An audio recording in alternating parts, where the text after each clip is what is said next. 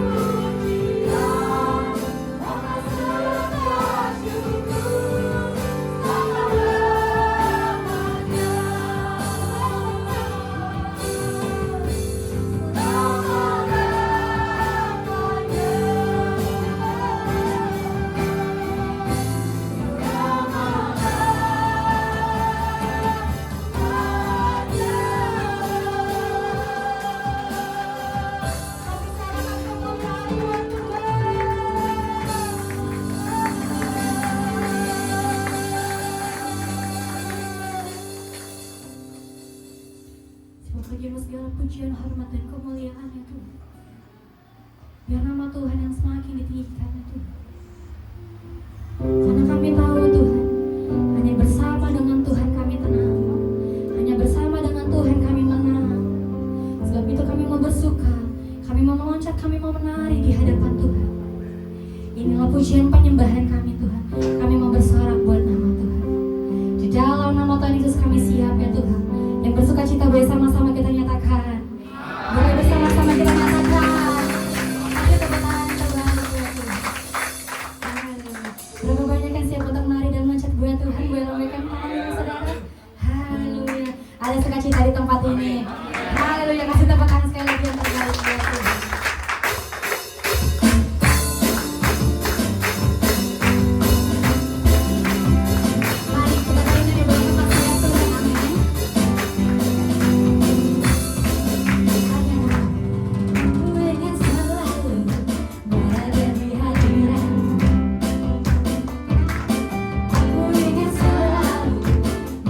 Dalam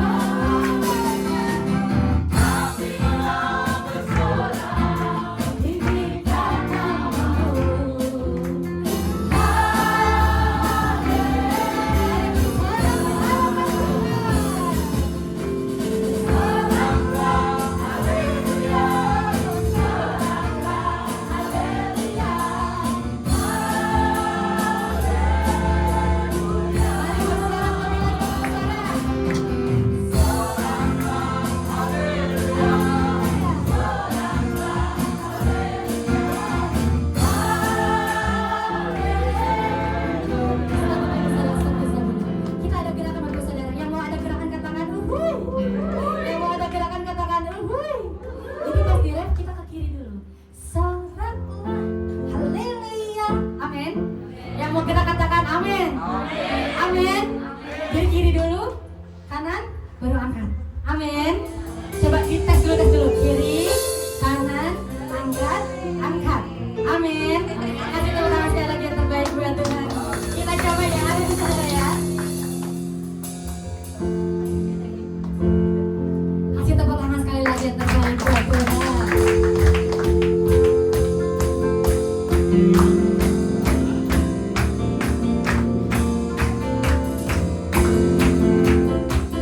Hari nyatakan di hadapan Tuhan.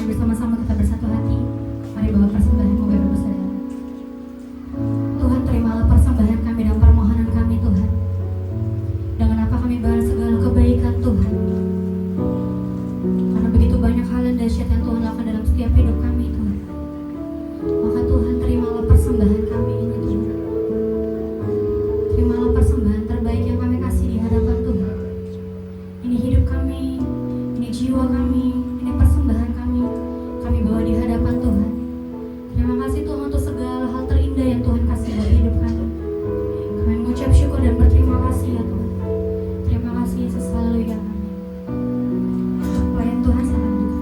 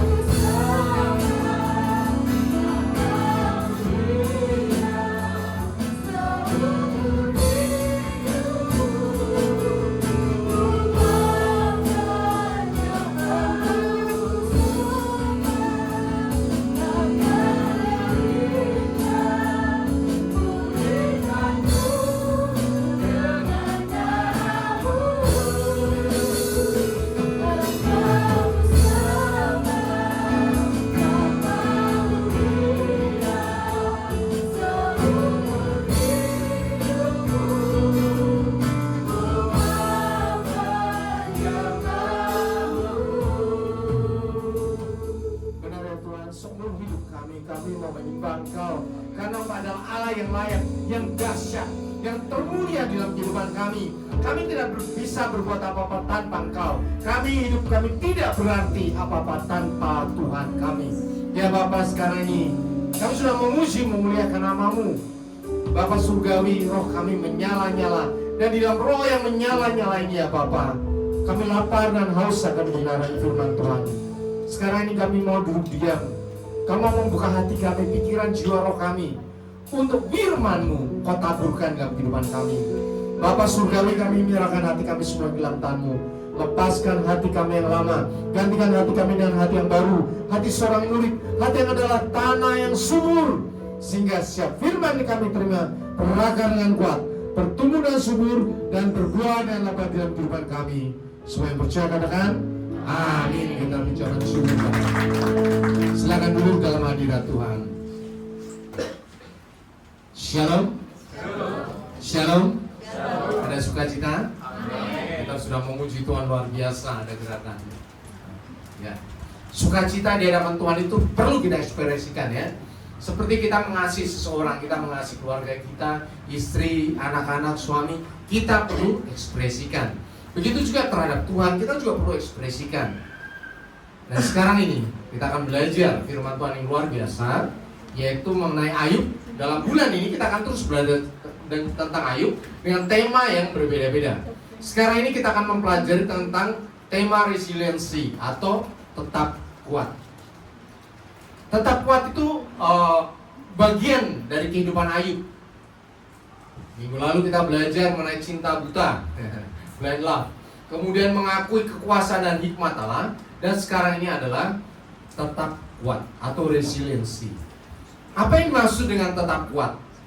Tetap kuat adalah ketahanan yang muncul. Bisa kuat itu karena tahan.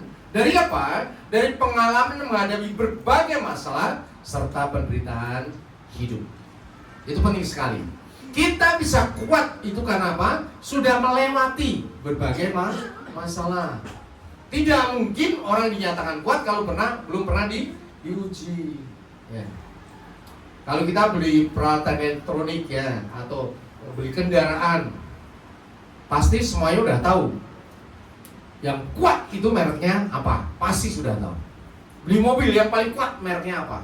Beli handphone yang paling kuat mereknya apa? Kalau kuat pasti ada hubungannya dengan harga. Pasti harganya tinggi. Dia akan berharga. Ya. Kenapa dia bisa dikatakan kuat? Karena dia sudah teruji. Ada banyak barang yang baru dipasarkan bagus semuanya. Pertama kali bagus semuanya. Tetapi kita tidak akan pilih ini. Kalau kita punya uang yang cukup, pasti pilih yang ini. Contoh handphone misalnya, ya kan? Ya, orang ngomong iPhone ya misalnya. Karena kenapa orang pilih ini? Karena teruji. Ya, bahkan kalau hilang bisa dicari, bisa di-lock dan sebagainya. Tetapi itu ada harganya. Begitu juga dengan kehidupan manusia. Ada orang yang berharga, ada orang yang tidak berharga. Yang tidak berharga itu ada masalah langsung jatuh, langsung terpuruk. Itu dia tidak mengalami resiliensi, tidak mempunyai kekuatan. Kenapa tidak kuat? Karena ketika menghadapi masalah hidup dia langsung jatuh. Nanti kita akan belajar dari sini. Ini pengalaman yang luar biasa. Ternyata di awal kita harus nyatakan kekuatan kita bukan berasal dari manusia, bukan dari pikiran pribadi, tetapi berasal dari Tuhan. Ada amin? Amin. Saya percaya Bapak Ibu di sini, ya, saudara juga dibentuk di gereja, di dalam persekutuan. Di persekutuan ini kita belajar bagaimana kalau menghadapi masalah, caranya bagaimana. Disitulah kita satu persatu akan diperkuat. Saya bersyukur anak-anak sekolah minggu dibawa belajar terus. Ya, masa muda mereka sudah dibentuk oleh firman Tuhan. Mereka menjadi remaja, menjadi youth, bahkan dewasa muda dan seterusnya. Mereka akan menjadi orang yang kuat. Ada amin? Amin. Dan itu tercermin dalam diri orang tua yang ada di sini. Saya percaya Bapak Ibu Saudara, bahkan ada opa oma, semuanya kuat semuanya. Satu-satunya hal karena di dalam Tuhan. Ada amin? Amin. Sekarang kita belajar mengenai Elihu. Ya, Elihu ini adalah teman yang keempat. Ya, kalau kita belajar di Ayub, yang teman datang duduk selama 7 hari, ya 7 malam itu 3 orang, yaitu Elifaz orang Teman, Bildad orang Suah, dan Zophar orang Naamah. Ya, itu mulai dari Ayub pasal 2. Nah, 3 orang ini duduk 7 hari, kemudian setelah itu, ya, Ayub bisa membuka mulutnya. Jadi Tuhan mengirimkan 3 orang ini supaya Ayub disertai, supaya merasa tidak sendiri. Ya, dia menutup mulutnya selama 7 hari seperti orang stres. Orang stres sudah diem. Kalau dia tidak membuka mulutnya, nanti dia sakit. Ya, bahkan bisa lompat dari gedung. Karena tidak ada yang bisa dikatakan. Makanya Tuhan kirim 3 orang sahabatnya untuk duduk menemani dia diem selama 7 hari. Setelah hari ke-7, Ayub membuka mulutnya. Dan ketika membuka mulutnya, apa yang dikatakan Ayub? Dia mengutuki hari kelahirannya. Dia tidak mengutuki Tuhan, tapi dia mengutuki dirinya sendiri. Kenapa aku dilahirkan? Lebih baik aku mati sebelum aku dilahirkan. Ya. Dari situlah mulai muncul perdebatan, perbincangan dengan Ayub dengan Elifaz, Bildad, dan Zophar. Ya. Saya percaya kita semua juga sering menghadapi hal seperti itu. Ketika masalah muncul kita akan berkata, why, ya? Kenapa Tuhan? Kenapa aku? Ya. Aku kan udah melayani Tuhan siang malam, aku sudah setia berdoa. Ya. Kenapa masalah ini tetap terjadi padaku? Kemudian ada teman kita datang, nah, kamu kan berdosa, kamu bersalah, kamu terus penghakiman. Dan ini yang dialami Ayub melalui ketiga sahabatnya. Kenapa? Secara logika tidak mungkin Tuhan akan menghukum orang sedemikian rupa kalau dia tidak melakukan dosa. Ya. Jadi terminologi manusia itu sebab dan akibat. Tetapi di dalam Tuhan ada yang lain lagi. Bukan hanya sebab dan akibat, tetapi tujuan kehidupan. Ada amin? Kita tahu para hamba yang besar, hamba Tuhan yang besar, hidupnya tidak seperti orang Kristen biasa. Dari mulai dia hidup, dia akan terus ditempa oleh Tuhan. Berbeda dengan kehidupan orang biasa. Kenapa? Karena dia akan menjadi pelayan Tuhan, menjadi pemimpin, yang menjadi konselor, menjadi pendoa, yang jauh lebih kuat daripada orang yang didoakan. Jadi kalau Bapak Ibu Saudara ya, ketika kita belajar Ayub, mengalami seperti itu, jangan pernah berpikir sebab akibat. Ya, ada kalanya itu terjadi karena suatu tujuan. Saya katakan sebagai divine purpose, tujuan ilahi terhadap diri Bapak Ibu Saudara. Siapapun yang menyatakan aku mau melayani Tuhan, pada saat itu Tuhan katakan oke, masuk di dalam ujian pemurnian, purify. Nah, pemurnian itu agak berat ya. Tetapi saya percaya di dalam Alkitab juga nyatakan semua orang yang dimurnikan oleh Tuhan pasti diberikan kekuatan. Nah, tapi nggak semua orang bisa main ini. 3 sahabatnya yang duduk 7 hari 7 malam diem-dieman, dia tetap melihat sebab akibat. Lu sih ya, engkau menerima penderitaan yang sedemikian besar karena kamu berdosa. Karena itu maka Tuhan mengirimkan satu sahabat yang lain, yaitu Elihu. Nah, Elihu datang kemudian. Kalau 3 orang itu seumuran dengan Ayub, sudah tua ya, sudah tua, sama-sama tuanya. Mungkin mereka juga konglomerat juga karena selevel dengan Ayub. Nah, Elihu ini orang muda. Siapakah Elihu? Elihu bahasa Ibrani-nya dari 2 kata, El dan Hu. Ya, El itu adalah Elohim atau Allah. Hu itu adalah engkau. Jadi kalau diterjemahkan engkaulah Allah. Ya. Nah, Elihu itu bukan mewakili pandangan manusia. Elihu itu mewakili pandangan Allah. Makanya berikutnya Ayub 32 sampai 37 itu meluruskan sebetulnya pandangannya Ayub ya, bahwa aku kenapa sudah benar tetapi tetap ditindas Allah, seolah-olah mengatakan Tuhan tidak adil. Ya kalau memang Tuhan adil udah biar aku mati aja. Ayub berkata seperti itu. Tapi yang 3 orang ngomong enggak, Allah itu adil. Kamu saja berdosa. Kenapa kamu tidak mengaku dosa-dosamu? Ya, ini dua-duanya tidak benar.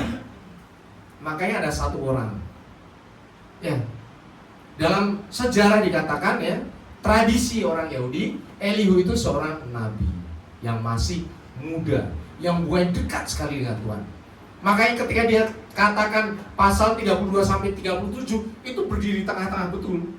Bahwa teman-temannya juga salah, tapi Ayub pun juga nggak boleh berkata seperti itu. Ya, karena Allah itu adil. Ada amin? Ya. Jadi Tuhan akan mendisiplinkan dan mengajar manusia akan supaya bertobat, supaya dimurnikan, dikuatkan. Sekarang kita akan belajar mengenai Elihu. Yang pertama, bahwa kekuatan pengalaman, penghiburan, kekuatan itu diperoleh dari pengalaman dalam menghadapi penderitaan. Ya.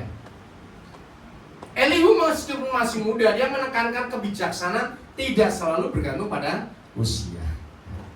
Ya mungkin kita orang tua kadang perlu memahami juga, anak muda kadang ya, kalau dia memang tak kuat di dalam Tuhan, itu lebih beriman daripada orang tua. Ya.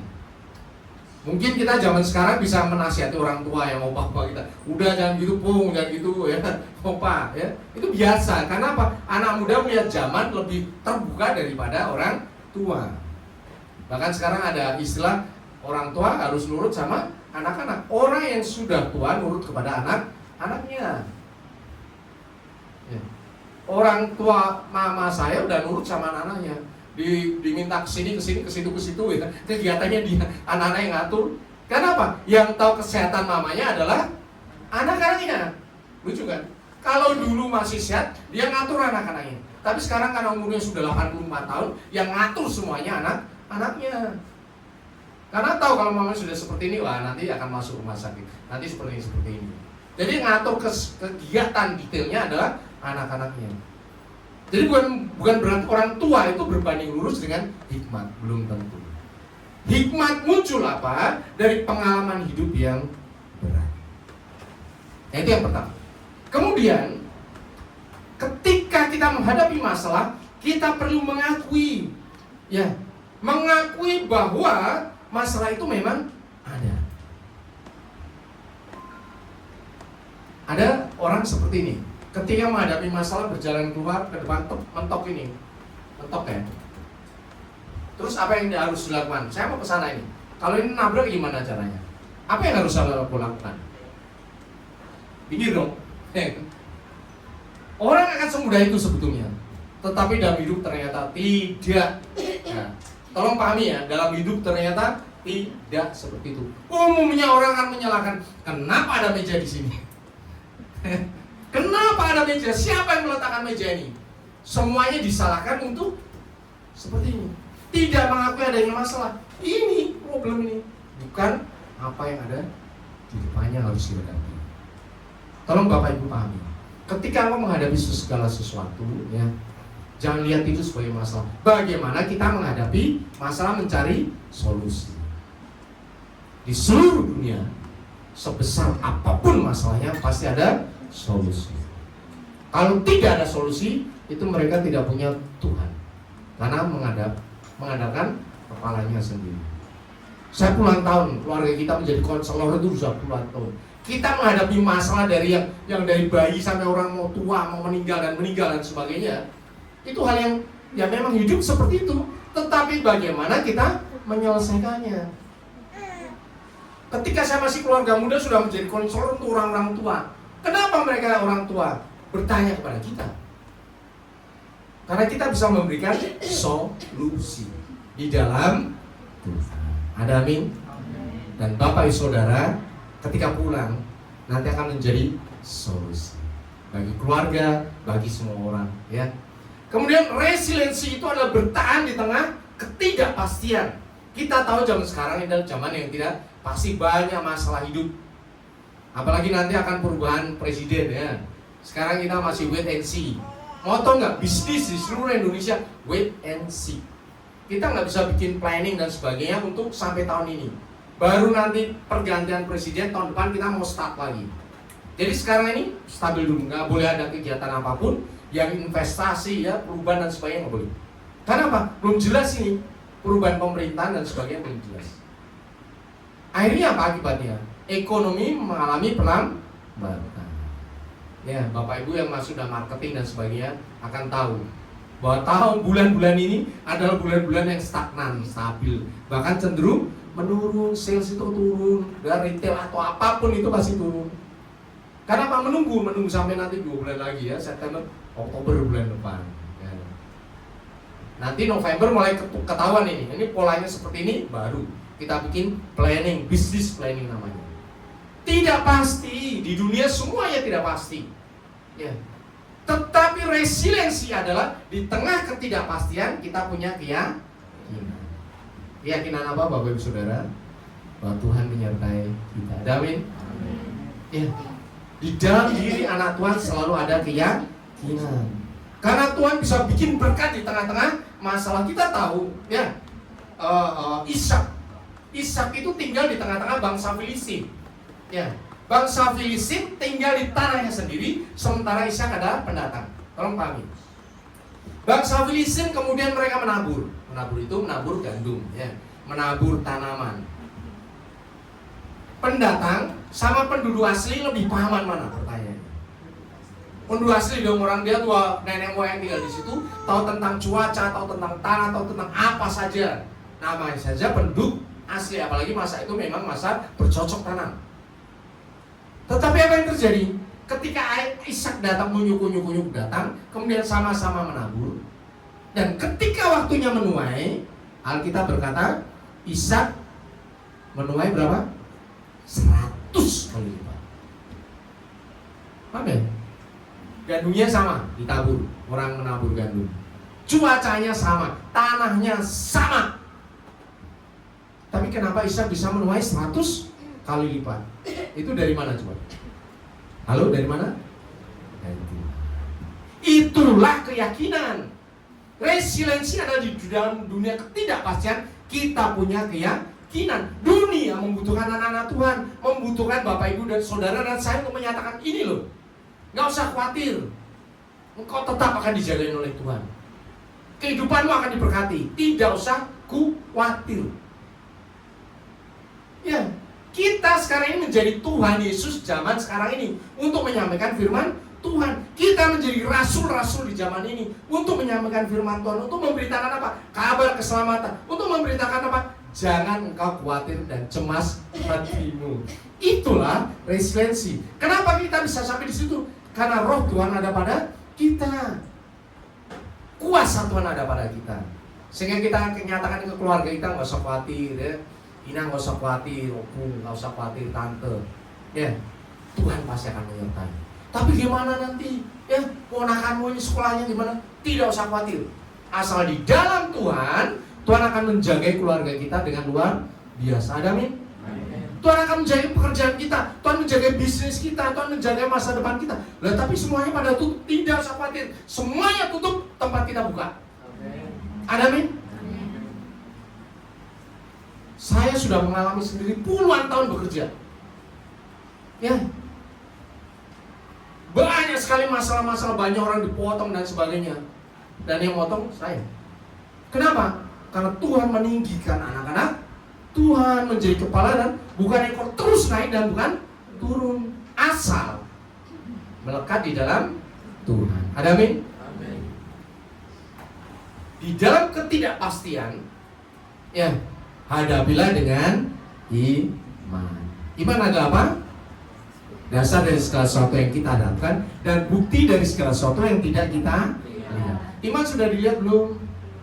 Kalau sudah dilihat, bukan iman. Ya. Tolong pahami. Resiliensi, kepastian itu muncul karena adanya iman terhadap firman Tuhan. Iman timbul akan pendengaran. Pendengaran akan apa? Jadi saya percaya Bapak Ibu Saudara dulu di tempat ini mendengarkan firman Tuhan, imannya mulai dibangun setahap demi setahap, dan Tuhan menghargai Bapak Ibu Saudara. Amin. Tuhan menghargai. Karena setiap orang yang menghargai firman Tuhan, Tuhan akan menghargai engkau. Tuhan akan menjaga engkau secara ajaib. Entah engkau masih anak-anak, muda, tua, dewasa, opa, oma, Tuhan menjagai. Firman Tuhan katakan sampai putih rambutmu, aku tetap menggendong engkau. Menggendong itu artinya apa? Tetap menganggap sebagai anaknya, ya. Ya, perlindungan orang tua yang menggendong itu lebih kuat daripada orang yang dewasa sudah jalan sendiri, bukan kan?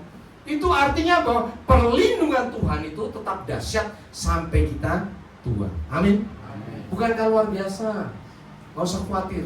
Mau kita muda, tua, opa, oma, Tuhan tetap jaga. Resiliensi adalah menguatkan diri di tengah masalah. Elihu berbicara tentang orang-orang yang berseru kepada Tuhan dalam penderitaannya, namun tidak mendapatkan jawaban karena apa? Karena sikapnya yang tidak benar. Bukan salah ya, tidak benar ya. Orang menuduh Tuhan, ya, selalu ketika kita mendapatkan masalah, why? Kenapa Tuhan? Kenapa Tuhan? Kenapa Tuhan? Ya, banyak sekali kesaksian ya. Ketika orang di PHK dari pekerjaannya, seorang anak Tuhan di PHK, ketika dia bersyukur, dia akan mendapatkan pekerjaan yang lebih baik lagi. Banyak sekali. Ya, anak Tuhan yang berhenti dari pekerjaan yang satu, ketika dia bersyukur, dia mendapatkan bisnis yang lebih baik lagi. Bisa membuka bisnis yang baru. Itu dimulai dari apa? Dari sikap yang benar. terhadap masalah. Bagi manusia masalah, bagi Tuhan itu adalah cara untuk meningkatkan level. Ada amin? Cara untuk meningkatkan level kita lebih tinggi lagi. Dalam kehidupan pasti ada satu masa di mana berat. Anak SD mau masuk SMA, apakah bisa unyuk-unyuk masuk SMA? Tanyanya. Nggak bisa, dia harus melewati masa-masa ujian SD, masuk SMP, ujian lagi, aduh capek. Tapi ketika lulus dia bisa masuk SMA. Nggak ada unyuk-unyuk orang, gua mau wisuda, wah kelihatan wisuda keren pas dipasang ya. Wisuda, pokoknya gua mau wisuda, tapi nggak pernah mau belajar kuliah. Ya nggak bisa dong. Orang harus melewati masa-masa, itu masa-masa pemurnian, masa-masa dibentuk sehingga pantas untuk menerima berkat dari Tuhan. Ada amin? Resiliensi itu tidak melarikan diri. Kalau bekerja pasti paham ya, ada kutu loncat ya, kutu loncat. Kutu loncat itu di pekerjaan. Kutu loncat itu apa? Orang baru kerja 2 bulan pindah, ya, baru 3 bulan pindah, nggak kerasa ya. Pindah. Kutu loncat. Umumnya kutu loncat apa? Orang itu menerima masalah, menghadapi masalah, kemudian dia pergi. Saya selalu katakan, pindah pekerjaan tidak apa-apa, pindah rumah tidak apa-apa, pindah gereja pun tidak apa-apa. Tetapi pindah dengan kemenangan. Karena sudah berhasil maka pindah, itu dahsyat. Tapi kalau melarikan diri, ya kalian akan menghadapi masalah yang sama. Kenapa? Karena masih hidup di dunia. Selama engkau masih hidup di dunia, engkau melarikan masalah dari tempat ini, ya, dari masalah A, pindah ke tempat ini, wah, kelihatannya bagus ini, pekerjaannya bagus, gerejanya bagus, lingkungannya bagus, manusianya tetap sama, masalah itu akan kau hadapi lagi. Never ending story. Ya. Orang yang melarikan diri sampai tua pun akan menghadapi masalah yang sama dan dia akan terus melarikan diri. Akhirnya dia melarikan diri dari kehidupan. Ciri khas orang. Tetapi kalau orang dalam berkemenangan, ketika dia sudah menang di satu tempat, kemudian mau pindah, dia akan pindah dalam kemenangan, dia akan menang di tempat berikutnya. Ada amin? Kemudian pindah lagi di gereja yang lain untuk memperbaiki, bikin lagi, dia menang di tempat lain. Kemenangan demi kemenangan. Firman Tuhan katakan kayak itu. Tuhan memberikan kemenangan demi kemenangan, bukan kegagalan dan kabur. Kabur. Bukan. Karena Tuhan tidak seperti itu. Karena Tuhan akan membuat kalian berhasil di semua tempat. Ada amin? Dan melalui masalah yang kita hadapi, karakter kita akan dibentuk. Tidak ada orang bijaksana tanpa melewati masalah. Seorang konselor yang benar-benar konselor, ya, orang ketemu aja udah tahu bahwa dia already based, ya, sudah melewati banyak masalah, sehingga dia tahu persis jawabannya seperti ini. Kenapa? Dia sendiri sudah pernah menghadapi masalah. Makanya tidak ada namanya orang SMA, anak SMA jadi konselor. Ya, bagi temannya bisa, tapi di gereja tidak bisa. Kenapa? Kalau datang orang tua, ya kan, sudah menikah punya anak, terus dia konseling sama orang ini yang belum nikah, ya pasti tidak mungkin dong. Karena dia belum melewati masalah-masalah yang dihadapi oleh konseling namanya. Jadi pembentukan karakter itu bisa terjadi karena kita sudah melewati masalah. Pedangnya Jepang, katana itu kuat sekali, ya. Dia sama-sama pedang, kalau ditebas pedangnya lawan bisa patah. Samurai katana, ya, katana itu kuat sekali. Kenapa dia kuat? Karena bikinnya dari beberapa macam baja dibentuk, dipalu-palu, dilurusin lagi, terus dipalu. Sampai akhirnya dia mendapatkan benar-benar, ya, logam yang sangat kuat. Kalau kita lihat film-film, ya, YouTube, ya, cara mengetesnya, dia pakai bambu disusun, kemudian ditebas, set, langsung lurus patah. Ya. Dan kalau orang ditebas, patah juga. Zaman dulu kala, saya suka sejarah, itu caranya mengetes katana, penjahatnya diikat ini, ya, nangkep orang, kemudian ditebas perutnya, putus. Saking kuatnya. Kenapa katana pedang ini begitu sangat kuat? Karena sudah ditempa bolak-balik. Ya, beda dengan pisau yang sekarang kita ya, yang di rumah. Itu dicetak aja, dicetak kemudian diasah udah jadi pisau yang bagus. Ya, tapi kan bisa patah juga. Buat nyongkel, pisaunya patah. Nah, itu pasti tidak dibentuk, hanya dicetak, ya, di molding. Paham Bapak Ibu Saudara? Jadi kekuatan bisa muncul ketika kita dibentuk berulang-ulang. Tujuannya itu apa? Bapak Ibu ditempatkan di level yang tertinggi di hadapan Tuhan. Ada amin? Bapak Ibu dipersiapkan untuk menerima berkat yang lebih besar. Ada amin? Bapak Ibu dipersiapkan untuk bisa memberkati banyak orang. Ada amin? Itu bagianmu. Ya, dimanapun kau berada, Tuhan punya rencana untuk memberkati banyak orang. Resiliensi ada keterbatasan kita, ya, mengakui di hadapan Tuhan bahwa kita itu terbatas, ya. Ketika Rasul Paulus sakit kulit, dia menderita sakit, dia berseru pada Tuhan sampai 3 kali. Tuhan ngomong, cukuplah kasih karuniaku. Justru di dalam penderitaanlah kuasaku sempurna. Ada kalanya kita perlu mengakui saya lemah di hadapan Tuhan. Ada kalanya kita berkata, Tuhan, aku tidak mampu. Tidak apa-apa. Ya, ketika kita menyerah di hadapan Tuhan, memang itulah yang Tuhan inginkan, supaya kita surrender, berserah kepada Tuhan. Karena saya lemah, saya membutuhkan semua orang ini dong. Kalau saya kuat, semuanya saya kerjakan sendiri, main keyboard sendiri, main sendiri, nggak perlu yang lain. Tetapi karena saya lemah, saya butuh semua orang, termasuk butuh jemaat juga dong, ya. Itulah ketergantungan yang diciptakan oleh Tuhan, supaya kuasa Tuhan dinyatakan. Ada amin? Dan kemudian resiliensi itu adalah kita mengakui kedaulatan Tuhan. Karena Tuhan adalah sumber kekuatan dan perlindungan Tuhan. Dan Tuhan memegang kendali di dalam setiap kehidupan kita. Ya, Tuhan tidak pernah membiarkan kita sendiri, tidak pernah. Sekalipun kita merasa sendirian, tidak pernah. Contohnya anak kita main sepeda, jatuh, ya. Apa yang diharapkan orang tua? Bangun dong, bangun. Karena melihat dia mampu bangun, main lagi. Tujuannya apa? Supaya lebih mahir lagi. Itu cara orang mendidik anaknya, apalagi Tuhan. Tuhan lihat apa yang terjadi dalam diri kita, tapi Tuhan ingin kita bangkit, rise up. Jangan terus jatuh, nyala-nyalain sepedanya. Kamu itu salah gitu. Nggak bener kamu, ya, sepeda nggak bener. Orang dia nggak bisa naik sepeda kok. Memang begitu satu-satunya cara. Anak-anak yang di panggung itu tadinya sudah bisa jalan, Bapak. Jalannya di mana? Awalnya jalan, pernah jatuh nggak? Jatuh dong. Ketika jatuh disalahin, ada kodok. Kodok gimana sih kodok? Nggak ada kodok, kan? Itu salah, nggak boleh. Itu pendidikan Tuhan seperti itu. Dia mengizinkan kita jatuh untuk bisa bangkit lagi, lebih kuat lagi. Getting stronger. Ada amin?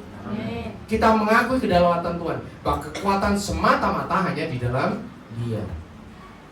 Dan akhirnya resiliensi anak-anak Tuhan adalah ketika kita menghadapi masalah, beranilah menghadapinya. Jangan melarikan diri, karena di dalam masalah itu kita akan menemukan kekuatan. Ada amin? Kita sudah belajar dari Ayub. Kita belajar ada Elihu yang datang. Dan ingat ya, Elihu itu adalah nabi Tuhan. Makanya ketika Ayub diminta berdoa, Elihu disingkirkan, kan? Ya, hanya 3 orang yang ditegur oleh Tuhan. Kalau engkau tidak didoakan oleh Ayub, aku akan menghukum engkau. Makanya Ayub berdoa bagi 3 orang temannya. Kenapa? Elihu ini adalah nabi Tuhan. Dia menyampaikan kebenaran Tuhan. 3 orang teman Ayub salah, tetapi Ayub juga keliru dalam menyingkapi masalah itu. Ketika Ayub bisa menerima, maka Tuhan memberkati dengan berlimpah-limpah. Dan saya percaya berkat itu juga ada diri Bapak Ibu dan Saudara. Ada amin? Ada waktunya kita masuk dalam kekelaman, masa yang gelap. Tetapi firman Tuhan akan katakan, sekalipun aku berjalan dalam kegelapan, aku tidak takut bahaya, sebab aku besertaku. Gadamu dan tongkatmu itulah yang menghibur aku. Percayalah, Tuhan selalu menyertai kita, bahkan di tempat yang tergelap sekalipun. Untuk apa coba? Karena Tuhan punya rencana terhadap kehidupanmu dan kehidupan saya. Amin. Kita ucapkan syukur kepada Tuhan. Sekarang Bapak Ibu Saudara pulang itu.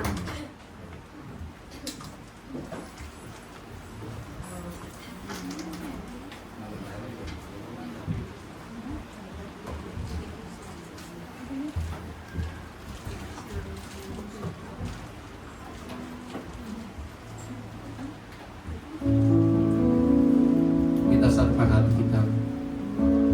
Kita akan mengakui kedaulatan Tuhan dalam kehidupan kita. Kita mengakui Tuhan ada dalam setiap kehidupan kita. Sekalipun kita sedang di dalam lembah yang paling gelap bagi kita, tapi tidak bagi Tuhan, karena itu diizinkan oleh Tuhan supaya kita melewatinya dengan baik. Itulah pemurnian Tuhan bagi kita. Bukan untuk menghancurkan, tapi itu meninggikan dan menguatkan, makin dahsyat, makin hebat, sehingga Tuhan bisa memberikan berkat yang berlimpah-limpah bagi kau. Karena Tuhan sedang membuat wadahmu, wadah kehidupanmu lebih kuat lagi, lebih lebar lagi. Karena berkat yang sekarang masih sedikit, tidak muat di tempatmu yang ada ini.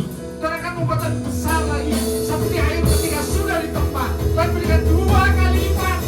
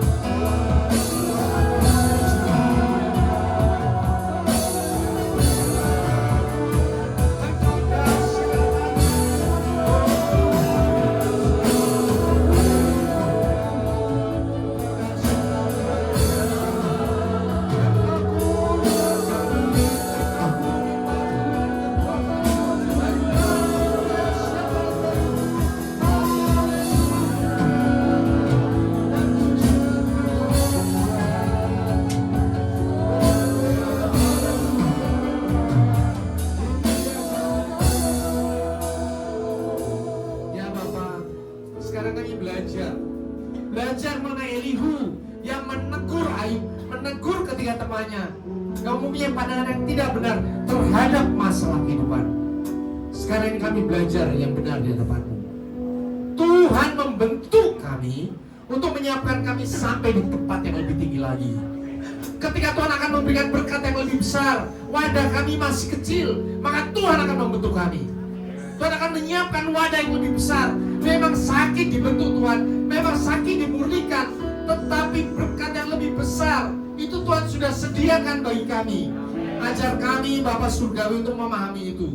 Ajar kami sekarang ini di tempat yang masih kecil ini ya Bapak, kami belajar dengan Kau, karena Tuhan sedang menyiapkan tempat yang lebih besar lagi dalam nama Tuhan Yesus. Bahkan tempat ibadah keluarga kami berkat-berkat ya Bapak. Ajar kami untuk memahami, menyikapi dengan benar setiap masalah yang kami hadapi. Bukan Tuhan tidak sayang kepada kami, bukan masalah atau apapun, tetapi Tuhan sedang mempersiapkan kami untuk hal yang lebih besar lagi, untuk memurnikan kehidupan kami, supaya kami bisa menjadi berkat bagi banyak orang. Ketika kami tahan, kami tangguh, kebijaksanaan dari surga melimpah-limpah atas Kau dalam nama Tuhan Yesus. Kebijaksanaan dari surga, kedahsyatan dari surga terjadi atas Engkau. Percayalah bahwa Tuhan ada di setiap musim kehidupanmu. Percayalah bahwa malaikat-malaikat menyertai Engkau. Engkau tidak sendiri. Hanya ikutilah rencana Tuhan. Hanya dipilah setiap pemurnian yang Tuhan berikan kepadamu. Jangan melarikan diri. Hadapilah bersama dengan Tuhan. Tunduklah, rendah hatilah, surrender. Menyerahlah di hadapan Tuhan. Dan Tuhan akan mengangkat engkau menjadi emas murni di hadapannya, untuk bencana yang lebih besar lagi, untuk bencana yang lulus di hadapan Tuhan, untuk berkat-berkat yang lebih dahsyat lagi bagi engkau, istri, suami, anak-anak, semua orang yang dipertemukan dengan engkau. Karena disitulah Tuhan meletakkan kedahsyatan di tengah-tengah semua orang. Tuhan meninggikan engkau. Kasih Tuhan menyertai engkau. Karena engkau memahami setiap isi hati Tuhan melihat melalui setiap firman yang kau terima pada siang hari ini. Bapa surgawi yang mau berhenti berkata-kata, tetapi Roh Kudus yang ada dalam diri kami akan terus menyatakan setiap kebenaran firman Tuhan, akan menyatakan rahasia-rahasia firman Tuhan yang terdalam. Dan kami bersukacita, kami bersyukur karena kasih-Mu yang dahsyat kepada kami, karena Kau memilih kami menjadi biji mata Tuhan di akhir zaman ini. Terima kasih Bapa surgawi, Tuhan Yesus dan Roh Kudus. Haleluya. Amin. Kita berdoa. Silakan duduk dalam hadirat Tuhan. Nama Tuhan, terima kasih untuk Bapak Ambilnya. Kita gunakan momen GBF bicara dalam waktu sepekan.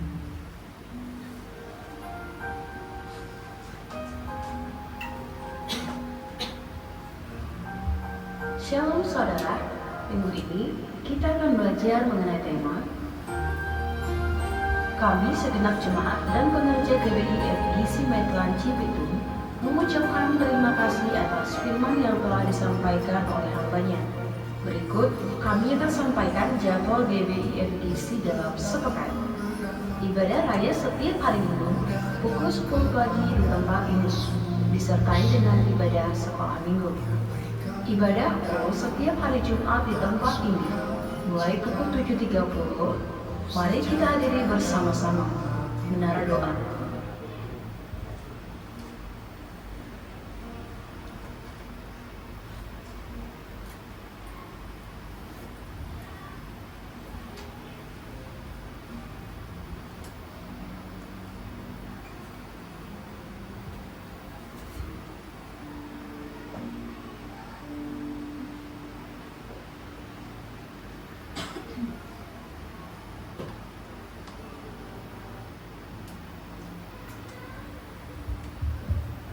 Selamat Tuhan, kita akan mengakhiri ibadah kita hari ini. Silakan kita balik Bapak Saudara.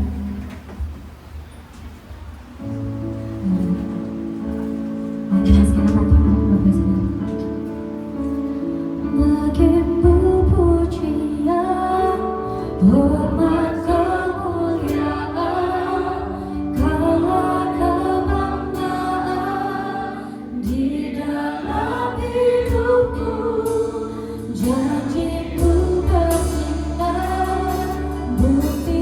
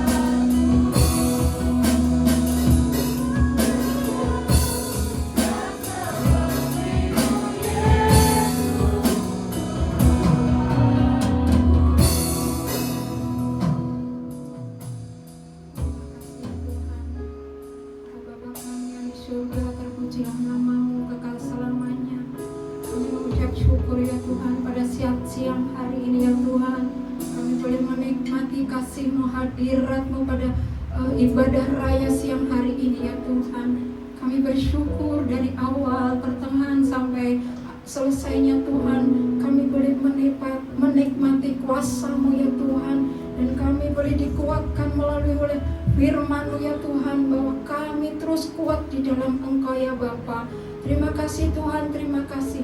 Tambahkan iman, kapasitas iman kami ya Tuhan, jemaat-Mu di tempat ini, sehingga kami terus, jemaat-Mu terus kuat di dalam Engkau ya Tuhan, di dalam menghadapi setiap masalah demi masalah. Karena kami punya Allah yang hebat, kami punya Allah yang kuat melebihi apapun di dalam nama Yesus. Terima kasih Bapa. Kami berdoa bagi gembala kami Pak Indriatmo yang sudah menyampaikan isi hati-Mu ya Tuhan. Tuhan Engkau berkati gembala kami ya Bapa. Engkau berkati kesehatannya, berkati pekerjaannya, berkati pelayanannya Bapa. Pakai terus Tuhan gembala kami lebih dan lebih lagi ya Tuhan. Urapan yang baru, hikmat marifat dari Bapa surgawi turun Tuhan memenuhi hamba-Mu ya Bapa. Tuhan Engkau berkati Ibu Gembala kami, Bu Indri ya Tuhan, dan ketiga putra putrinya. Terus Tuhan Engkau pakai keluarga ini untuk kemuliaan nama-Mu, keluarga besarnya Tuhan Engkau berkati ya Bapa.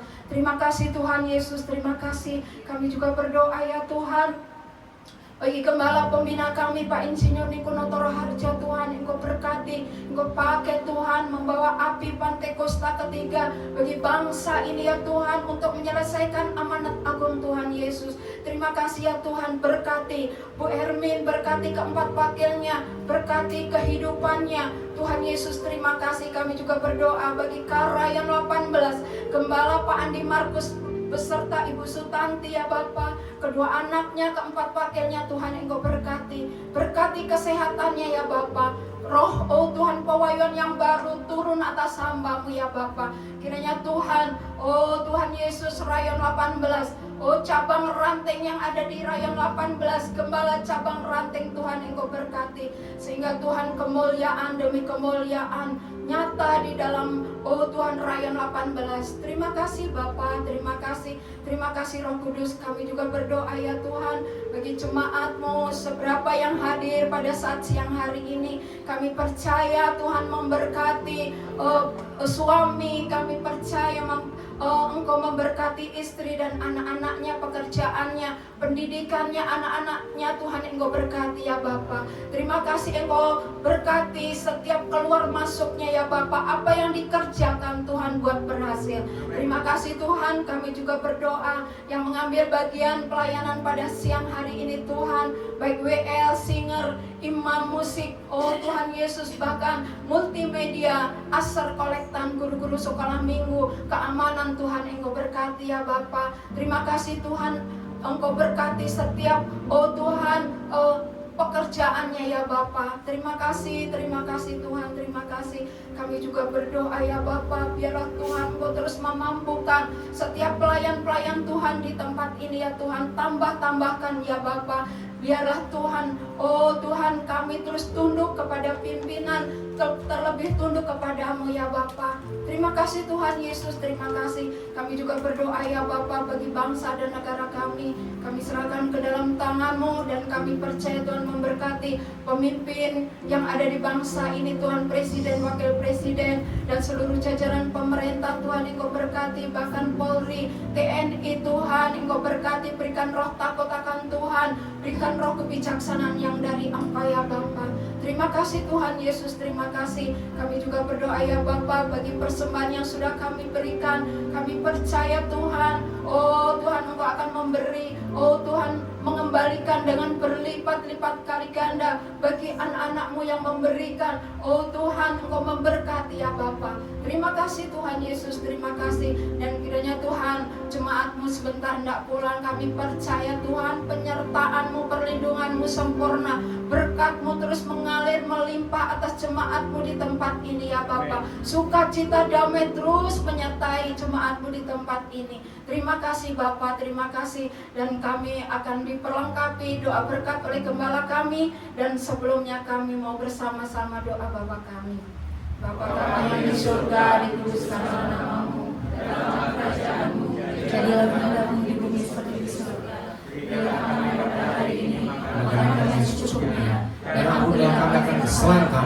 seperti kami juga mengampuni orang yang bersalah kepada kami. Dan jangan membawa kami ke dalam pencobaan, tapi lepaslah kami daripada yang jahat. Karena Kau yang kerajaan dan kuasa dan kemuliaan sampai selama-lamanya. Sidang jemaat yang dikasihi oleh Tuhan, Engkau adalah biji mata Tuhan. Tuhan mengasihi Engkau. Tuhan ingin Engkau menjadi berkat bagi banyak orang. Dan berkat itu semakin hari semakin bertambah, semakin bertambah. Tetapi untuk itu Tuhan membutuhkan tempat yang lebih besar lagi di dalam dirimu. Dan ketika Tuhan membuat tempat itu lebih besar, Kau akan mengalami hal yang tidak enak, hal yang berat. Tetapi itu harus Engkau alami, harus Engkau lalui, supaya Engkau diperluas, diperlebar tempatmu. Supaya Tuhan semakin bisa memberkati Engkau lebih banyak lagi. Dan Engkau akan bisa memberkati lebih banyak lagi kepada semua orang.